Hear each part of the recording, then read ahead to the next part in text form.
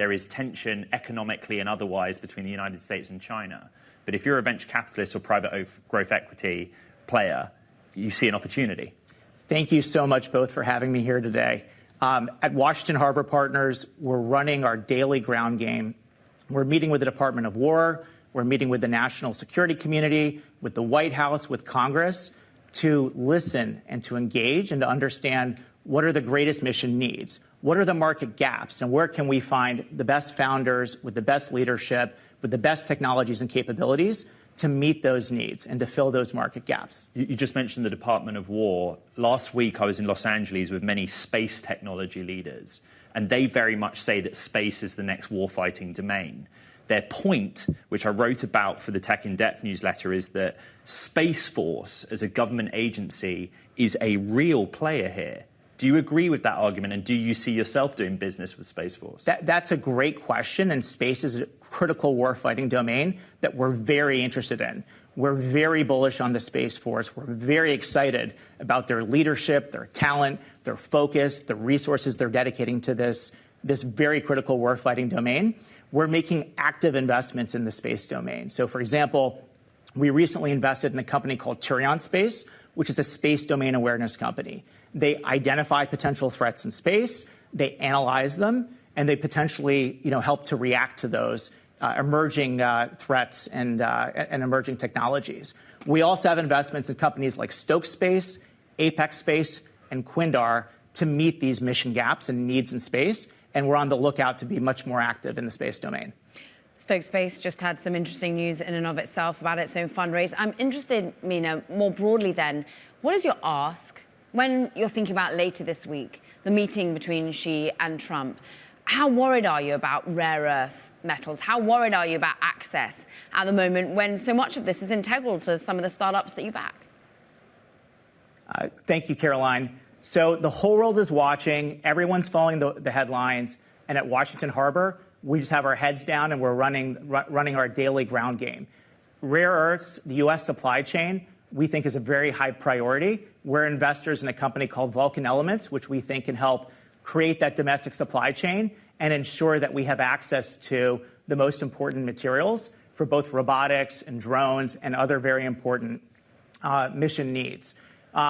Production at scale, we think, is an increasingly important pain point. We're investors in companies like Anduril Industries, which brings hardware and sensors and munitions to the mission edge.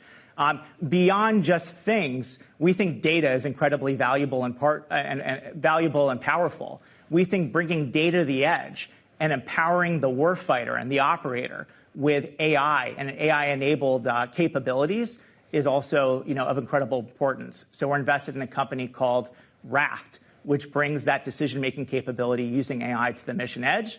And finally, power and energy. Resilient, mobile, safe power and energy anywhere in the world for the warfighter, we also think is incredibly important and very critical to the supply chain. Just remind us of your thesis.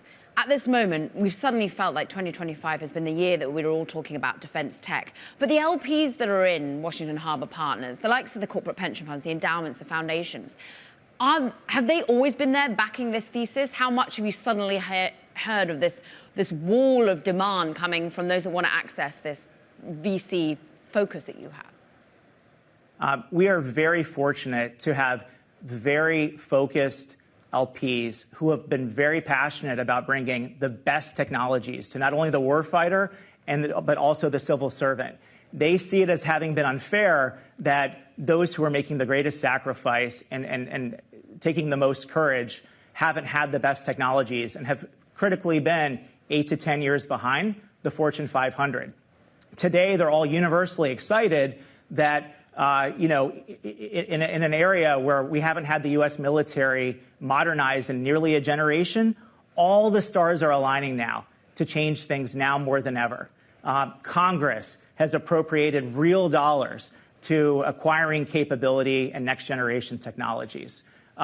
Both sides of the aisle are in agreement today that things have to change, that there needs to be acquisition reform, and that they're trying to enable the Pentagon to acquire modern technologies and capabilities. Just very quickly, the timeline that all of the defense apparatus this nation runs to is conflict of some form, 2027, US and China. Do you model for that same timeline? You know, we model for ASAP. We model for the urgent needs and not knowing when there could be conflict. And so the critical thing here is that both military leaders, civilian leaders, entrepreneurs, investors are scaling up, and they're all acting with a sense of urgency to make sure that the warfighter has what they need in the next 2 weeks and doesn't have to wait 2 years to get what they deserve and need to fight this battle.